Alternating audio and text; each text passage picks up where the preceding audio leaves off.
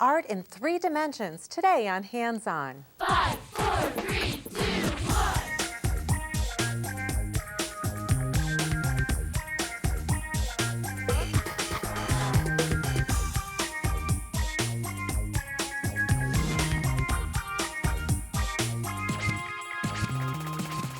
It's back to basics on this 10th anniversary series of Hands On. Each show has a basic theme like patterns or letters, plus a basic how-to lesson on your favorite craft or craft material, like scrapbooking or clay or even wood. Each show also includes another basic, a painting lesson, from choosing paint to preparing your surface. At the end of the next 13 shows, you'll know everything about painting and be on your way to becoming an artist. So on each show, you can look forward to a basic theme, lots of projects, each with 5 steps and 5 ingredients. Keep basic supplies like scissors, markers, toothpicks, and rulers on hand. Remember, be creative and get back to basics with Hands On. Maybe the only time you've heard of 3D is with those special 3D glasses. But what 3D really means is that an object has 3 dimensions. A line has 1 dimension, length. A rectangle has 2 dimensions, length and width. But a cube has 3 dimensions, length, width, and depth. So 3D art has 3 dimensions. Our first project has 3 dimensions too. It's string art done with wood and thread. We've got a perfect craft lesson for 3D. We're introducing paper mache and how to make it. Next is Prudy's final painting lesson and how to use a color wheel. Then it's a 3D jewelry project with Tricia and Sydney Williams. Then it's a very fun 3D project. We're making a paper mache funny face. With or without glasses, today is 3D. Today's first 3D project is a string art ornament. We've made it with embroidery floss, but you can use a lot of different materials. I'll show you in a second. First, we're going to start out with some craft sticks. These are the notched craft sticks in whatever color you'd like. Embroidery floss. We also have an assortment of beads, some fishing line, and we're using a white glue and a glitter glue. Our basic tools are a sponge brush and scissors. So the first thing we want to do is to take 4 craft sticks. I've got 2 going vertically and 2 are going to go horizontally. And then you want to glue those in so that they're secure. So I'm going to take a dab of glue at each corner, and then I'll set that aside to dry. I've got one that's all dry. The other thing that you can do is add some glitter along the edges. And to do that, it'll also make it more secure because I'm putting more glue at the notch, and I'm gluing all the way down along. And then I'll just use my sponge brush to spread that on. So we'll set that one aside until it dries. Now our next step is to take one that's all dry, and we're going to attach a length of embroidery floss to the end by knotting it in. Now this looks complicated, but it's really a very easy pattern. I have a pattern here showing exactly what I'm doing. I'm working with the notches at each side. Each craft stick has 4 notches on either end. So I'm going to go to notch number 1 on this stick and go to notch number 4 on the next stick, right across from it. Then I'm going to step in to notch number 2 and step in here, notch number 2. Then I'm going to go number 3, and then to the outside one and to the inside. So I'm back at the center. Then I'm going to move around to the next side. Again, this becomes number 1. This is now number 4. Number 2, I hope you can see it, my hands aren't in the way. That's number 2. Number 3, and number 4 and 4. Again, I'm at the end, so this becomes the new number 1. Once you start doing it, it really goes very quickly. You could make a lot of these ornaments very fast. And as you can see, it's forming these a little box kind of effect right here. I'm down to the last one here. Let me twist. And 4, outside, and 1. Now, you can see right here, it looks like I've got that a little bit off, so I'm going to just unwind it, because until it's tied off, it doesn't really matter. So what I've done is again to 4, I came over to 2, 3, and 4, 4. Now when we get to the end, we tie it off, and there's our finished string art. Now, once we get to this end, let me trim this edge off. So I have a little bit shorter string. and I want to tie it securely. So I'm going to loop this through, pull that out, and I want to keep it on my notch. And I'm back where I started, so I have that other string to work with and a knot. Now on the website, the pattern is there so you can follow along and make sure you've got it exactly the way you want it. Now the next thing is to cut about an 18-inch length of fishing line. I'm going to take my fishing line, tie a knot at the end, put it through one bead and back up through 4 more beads, and then tie another knot. So I've tied a knot, put it through the bead, back through itself so that it's secure, up through the next 4 beads and tied another knot. Then I'm going to put one more bead, and I can tie or go through that same bead twice to put it in position a little bit higher up on this string. So I'll just string that through again. Oops. And then I can pull it to where I need it to be, just like that. So then I'm going to come through the center of this, and I'm going in between my design. I'm going to pull my string out,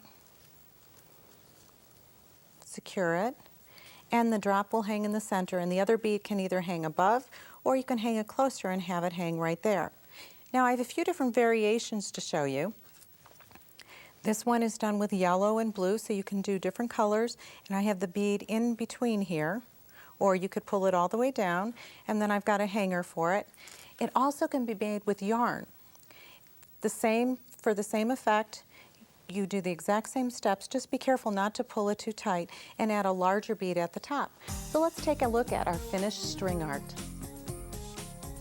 Today's basic lesson is all about paper mache. We're going to use a paper mache medium that only requires water. It handles a lot like clay, but it doesn't need firing, and it's non-toxic too. So there's so many things you can do with it, and it's very easy to use. I've taken a half a block, which is a half a pound, and I'm going to mix it with 16 ounces of water. It's better to use warm water. It works really well to mix it in a Ziploc bag. So I just place that inside, add my water, and then I'm going to knead it. It's really important to knead it very, very well so that all of the mixture is mixed. You can add a little bit more water if you need to make it more moist, or add a little bit more of the medium to make it drier. It's so versatile. There's so many things you can do with it. Now I have one that's all mixed here, and I'm going to lay it out on my work surface. That's very important, is preparing your work surface. If you can see here, I've laid a plastic garbage bag down and taped it down to my countertop just to keep it nice and clean. And I'm going to lay out this piece. Now, if you want to roll it, it's great to put a piece of plastic wrap on top so it doesn't move. And it rolls real easy. It kind of almost is like a cookie dough. You can mold it, you can shape it, and I'm going to show you some of the different things. And when it's dry, it can be sanded, it can be nailed, but it makes a very lightweight surface to work with. Now, if you find that it's sticking to any of your surfaces like this, you can add a little bit of liquid detergent. And in fact, if really young children are using it, if you add like 1 drop of liquid detergent to it, it'll not stick to their hands as much. Now you can see I'm wearing gloves. You don't need to. It's totally non-toxic. I'm just doing that because we have other projects to do today. So now, once it's all rolled out, there are so many different things you can do. So let's look at a few. The first one is rolling. Once it's all rolled out, you can use a cookie cutter or a plastic shape to cut out any kind of shape you'd like, and then let it dry and finish it. You also can mold it. You can make, you've seen this used for volcanoes and 3D maps and things for school projects. It's also great in a mold. Just put a little bit of liquid detergent in it, and you'll get a perfect mold every time, and then that can be painted. Another thing you can do is make rounded objects. While it's wet, you mold it around something like this balloon, then pop the balloon when you're done and pop it out, and you get a 3D object. Now, if you're covering another 3D object, not a balloon like you're going to pop, like a bowl or a jar, then cover it with wax paper or aluminum foil so that it doesn't mark the surface. Another thing that you can do with it that's great is jewelry. You can make any kind of pendant or bead. Make sure you put a stick through them before it dries so that you have a hole to string it. Another great thing is to wrap wax paper around a glass jar around this, about the size of your wrist, and make a bangle bracelet. Just make sure and take it off before it dries completely. And then you can also even embed stones or glitter or gems in it before it dries. Or you can add those after by adding glue. It's so easy because it accepts glue, any kind of white glue, or tapes or other mediums on top of it. Another great thing to do is paint it. Acrylic paint and poster paint work the best, and you can get these wonderful vibrant colors.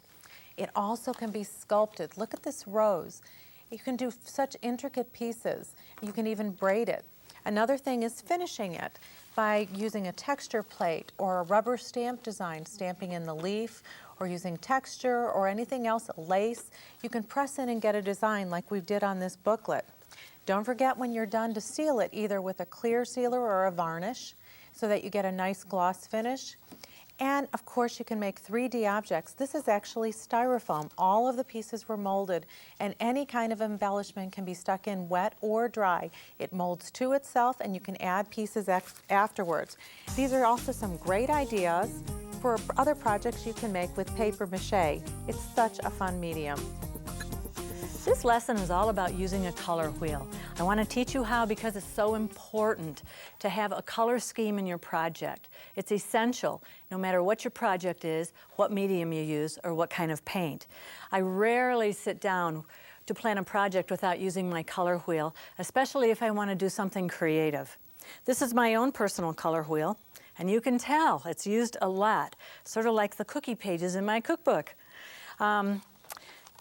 You'll see that there's lines on here, and this tells you what color schemes are available for the color that you want to use. For example, I've decided in a project, for sure I have to have red. I want red in my project. So I put red in this key color. Right here it says key color. Now these lines tell me which colors will go with red. Straight across, right down here, it says complementary. That's a complementary color scheme. A split complementary is right here. You see it says split here and split here. So those three colors would make a great color scheme if I were using red. It's red, blue-green, and yellow-green. We often see these in Christmas projects. The other one that goes with red, triadic. Right here it says triadic. It makes the triangle on your color wheel. Red, blue, and yellow. Many, many people use this. It's pretty basic in a flower painting, as a matter of fact. I'm going to show you some different projects, not all of them mine, but they are good examples of color schemes. This oil painting is all done in blue, one color. It's dark blues and light blues, but it's all done in blue. It's called monochromatic. Chromatic means color, mono means one. And you can see it right here, one color on a color wheel. This little watercolor is done with a split or with a complementary color scheme. It's blue and orange, opposites on the color wheel. And I have it illustrated here. This one is a triadic color scheme, red, blue, and yellow with this one. This one, an unusual Christmas project, is split complementary. It's got these three colors on it. It's also repeated on the inside. You can take a look at that. So important to have a color scheme. And now you know how to use it. Sydney and I were just working on adding bling bling to her S for her room. We're going to be making beaded mosaic projects today. How's it going, Sid? Good. What are you doing with these guys? We're peeling. Are they peel? Mm-hmm. We're peeling the backs off these rhinestones, and we are outlining this S. Next, Sydney's going to start putting glue, just spreading it on the letter, just like icing, basically. And we're going to show how to do beaded mosaics. While Sydney's working on that, let's go over and look at this box that I've got right here. This is a simple wooden box, and it's got just a little inset inside of it, and that's perfect for us to add beads. Beads are not just for stringing or jewelry making. You can do lots of home decorating items with beads. So I've glued 3 clay beads inside of this, and now I'm just going to take white craft glue and fill it all in. Now when you apply your beads, don't worry if you've got some glue that's maybe out of place or maybe on the edge a little bit. This glue is going to look milky while it's wet, but when it dries, it'll dry clear. So we've got our beads in place and we filled in that cavity with glue, and then the next step is just to sprinkle in beads. Now these are small glass seed beads, but you could use plastic beads or wood beads or clay or resin beads. It just works with any type of bead that you want to use. See how fast and easy that is to do? Now here's one that I've taken a step further. The clay beads have been added, the glass beads have been added, and see how clear it is once it's dry? And then we've started adding the peel and stick bling bling. I've put some of the little round guys, but you can add flowers or butterflies or any type of shape. You could even spell your name with the little bling blings if you wanted to. Let's take a look at the sample that I have here that's all completed. We've got it on the front, on the top, even on the sides. It's a really fun, easy project to make. How are you doing over there, Sid? Good. Okay, let's look at Sydney's S. And we're going to just take and put, ready? I'm going to put the small seed beads all in here. And then Sydney's just going to take and press them all down. Now you would do the entire S with the bling bling rhinestones, and then you add the glue, and then you press it down. Okay, while Sydney's pressing all that down, let's take a look at the finished S that we have right here. Now this is done with bugle beads and seed beads and just the crystal rhinestones. How's it going? That looks Good. great. Okay. One more thing that we want to take a look at is using plastic beads, because those are really easy to use with this technique. And we've got another box that has a frame on it. And let's use the white glue and just pour it in. Now this may take overnight or even 24 hours to dry, but when it dries, it's going to dry crystal clear. So I'm going to spread that all around. You can add word beads or letter beads or any type of thing that you want to add to this. Sid, you want to help me work on this guy? Sure. Let's add these big rainbow plastic beads. Just start sprinkling them in. I'm going to mix in hearts and butterflies.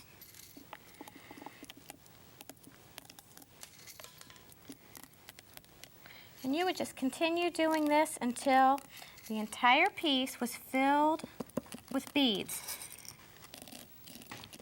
Remember just to use your fingers to tap, tap, tap it down. You could even add a smaller bead around the bigger bead to fill in the smaller areas between beads if you'd like. There's just limitless variations and possibilities that you can do. Let's take a look at the finished box that we made, the big box, and you'll notice that we've got rhinestones on the front of it and on the sides. Did you make this, Sydney? Mm-hmm. You did a great job. That looks great. That looks great. Okay, just keep in mind, there's no rules. Use any kind of bead you like, white craft glue, and add your name like Sydney did to her box over there to keep her jewelry in, or add a message or make something for a friend. What are you going to do with your S, Sydney? You can hang it up on a wall or... Put it in your room? Yeah. Oh, that'll be nice. Do you think this is a fun project? Uh-huh. It's pretty fun and pretty easy. Our last 3D project is this great funny face. You can make it any color, add any kinds of embellishments. Let me show you what you'll need. First of all, we're going to start out with some brush pens, different colors. We have acrylic paint. We're using paper mache medium. We have a large styrofoam egg and a small styrofoam egg and some toothpicks. In our basic supplies, we've got glue, masking tape, a Ziploc bag, our scissors, and a rolling pin. Now the first thing is, because we're working with paper mache and we learned how to work with that earlier on the show, let's reiterate, we're going to lay down our plastic wrap and put masking tape to hold it down. Then we're going to mix our paper mache. Now you can see I'm wearing gloves, but you don't need to. Paper mache is totally safe to use. Because I'm doing another project afterwards. So what I've done is I've already mixed a half a package and 16 ounces of water. So I'll set that aside in a plastic bag. Now I'm going to lay this out on my plastic. The paper mache, remember, just from our tips from before, you can add a little bit more water to moisten it, or add a little bit more of the paper mache medium if it's too damp. And I'm going to spread that out. Now, to work with it easily, I'm going to lay a piece of plastic wrap on top. Move a little of these out of the way. And then I'm going to use my rolling pin to roll it into a thinner sheet. It almost works like a cookie dough. I'll keep rolling that out. I can also pat it with my hands. Oops. Pulling it a little bit. Okay, we'll set that aside. Now the next thing I want to do is cut my styrofoam egg. The easiest way to cut styrofoam is to use a plastic knife.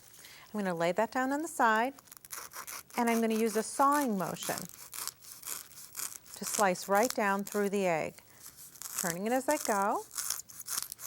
And if there's any rough edges, I'll just use the two pieces to rub against each other to sand it smooth. Then I want to attach my styrofoam to the base of my larger egg. So it's with the pointed end down, and I've just used toothpicks, and then I've secured it with some white glue. So that's my base.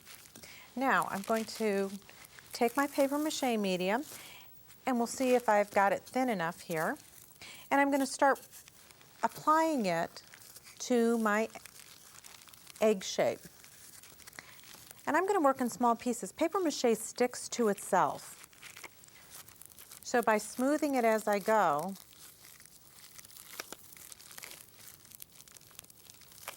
I can even add little pieces in, and it's going to look nice and smooth. Now you could roll it out. If you're taking a little bit more time at home, you might roll it out a little bit thinner. But I'm going to keep applying and sticking it to the surface and sticking it to itself until I've covered the entire surface of the egg. You can have some water on hand to smooth it a little bit. I'm going to pick up another piece.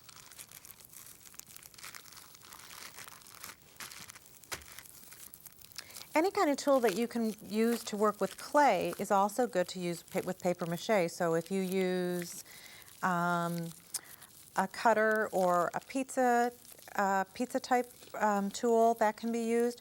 Cookie cutters can be used with it. I'll continue going down. Let me break that piece off.